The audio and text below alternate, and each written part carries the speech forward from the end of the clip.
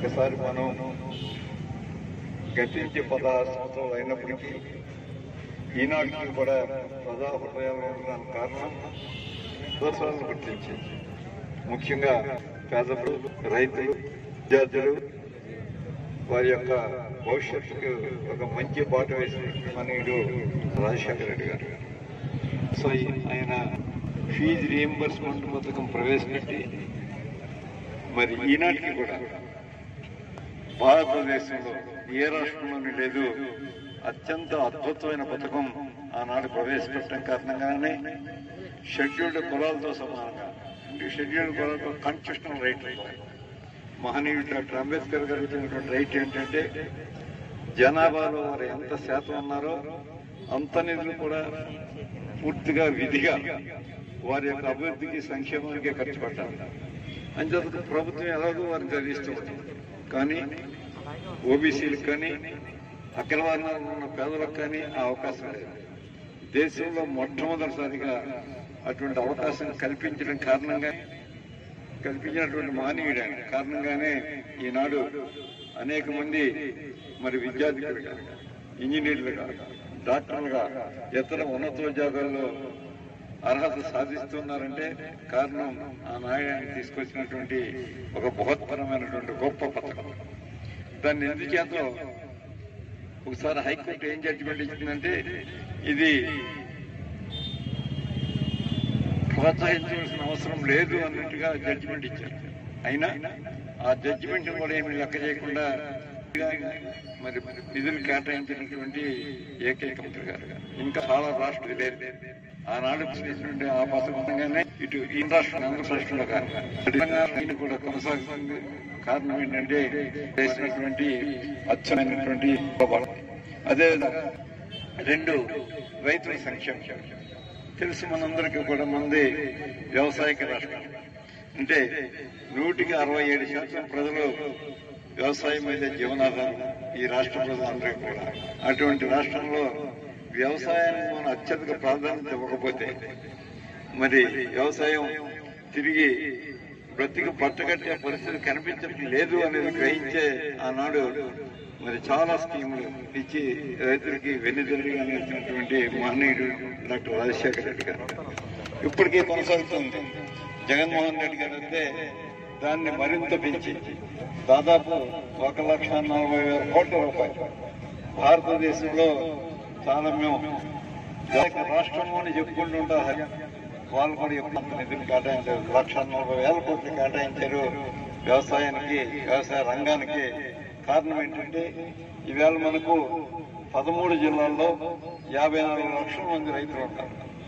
ఈ 54 లక్షలలో కేవలం ఒక 15% మాత్రమే, ఒక 10 ఎకరాల భూమి ఉండి సొంతంగా వ్యవసాయం చేసే పెద్ద రైతులు 15% ఉన్నారు. మిగతా 85% వెనుకబడిన కులాలు, షెడ్యూల్డ్ కులాలు, అదేవిధంగా అగ్రవర్ణంలో చిన్నవాళ్ళు, వీళ్ళందరూ కూడా 85% వ్యవసాయం వీరి చేతిలోనే ఉంది. దీంట్లో 45% కౌలు రైతులు, మిగతా 40% చిన్న సన్నకారు రైతులు, 2 ఎకరాల లోపు ఉన్న వాళ్ళే ఎవరందరూ కూడా. మరి వీరందరినీ ఆదుకోకపోతే ఎందుకు మనం రాణించగలము అనేది రాజశేఖర రెడ్డి గారు కనిపెట్టారు. ఒకసారి నేను ఓ రోజు వెళ్ళాను ఆయన దగ్గరికి. ఏం బస్సు ఏంటి అన్నాడు. ఒక చిన్న సలహా సార్ ఏంటి అన్న. త్వరలో వచ్చే సంవత్సరం మనం ఎదుర్కోబోతున్నాం. కర్ణాటక రాష్ట్రం బస్సు 100 రూపాయలు పోస్తూ ఉంటారు. అక్కడ బస్తాకు 100 రూపాయలు పోస్తూ కూడా బాగుంది మనం వెళ్ళబోతూ ఉన్నారు. ఆయన కొంచెం సీరియస్ గా తీసుకుని కర్ణాటక ప్రొడక్షన్ ఎంతో తెలుసా నీకు? నాకు తెలుసు, అయినా తెలియదు అని చెప్పాను. కర్ణాటక లక్షలు పెట్టి ఉంటారు, మనది 1 కోటి పెట్టి ఉంటారు. ఎక్కడి నుంచి అమ్మంటాం అంటే ఇంకా అనుకున్నాను నేను. మళ్ళీ ఆలోచన ఒక రోజుకి మళ్ళా అనౌన్స్ చేశారని ఇస్తానే బస్తాకి 50 రూపాయలు బోనస్ ఇస్తాను. తర్వాత వచ్చే పంటకి మళ్ళీ దాన్ని ముందు చేసేది. అంటే దాంట్లో న్యాయం ఉంది, రైతుకి అవసరాన్ని గుర్తించారు. కాబట్టి ఒకసారి మనం ప్రతిపాదన చెప్పినప్పుడు అది మంచి చెడ్డ అనేది ఆలోచన చేసి మంచి తప్పని విధిగా అమలు చేస్తూ ఉండేవారు. మరోసారి చెప్పారు, సార్ మన మీద ఒక అపవాదం ఉంది సార్. వెళ్ళినప్పుడల్లా ఈయనకి చెప్పాడు, జగన్మోహన్ రెడ్డి గారికి మనకు ఆ తప్పులు జరిగాయి. రాజశేఖర్ గారికి చెప్పిన అపవాదాలు ఉన్నాయి సార్. ఏంటి ఐఏఎస్ అధికారులు మీరు నార్త్ ఇండియా నుంచి వచ్చిన వాళ్ళకి కలెక్టర్ పోస్టులు అంటే మన వాళ్ళకి ఇవ్వటం లేదంట, మరి దాంట్లో షెడ్యూల్ క్యాస్ట్ ప్రాతినిధ్యం ఇవ్వాలి, వారి మనసు బాధపడుతుందండి అన్నారు. ఓహో ఇదోడు ఉందా అని వెంటనే అది కూడా ఫిలప్ చేశారు. తప్పేముంది, మన వాళ్ళ ముందు మనం చూసుకోవాలి.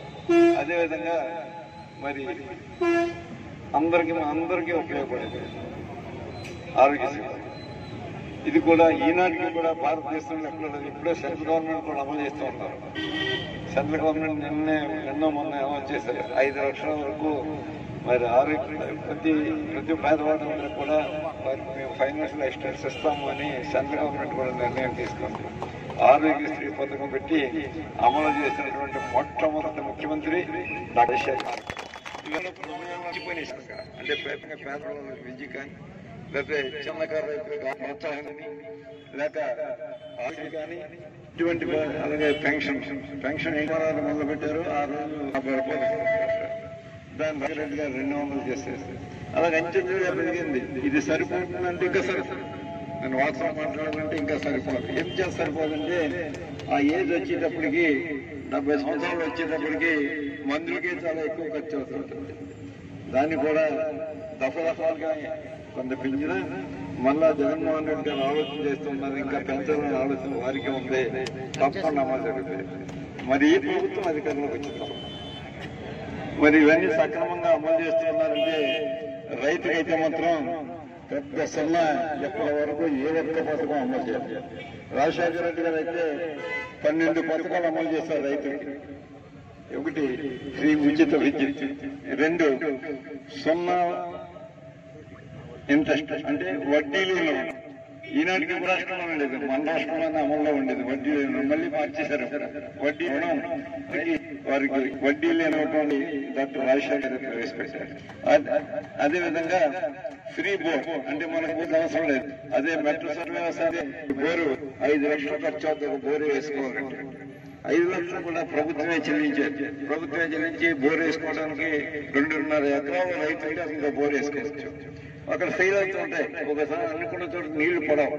2వ బోర్ కూడా మళ్ళీ 2వ చోట కూడా ఇవ్వడానికి కూడా అవకాశం ఇచ్చారు. అంటే 10 లక్షల రైతు మీద ఖర్చు పెట్టడానికి మరి రాజశేఖర రెడ్డి గారు చేసినటువంటి నిర్ణయం.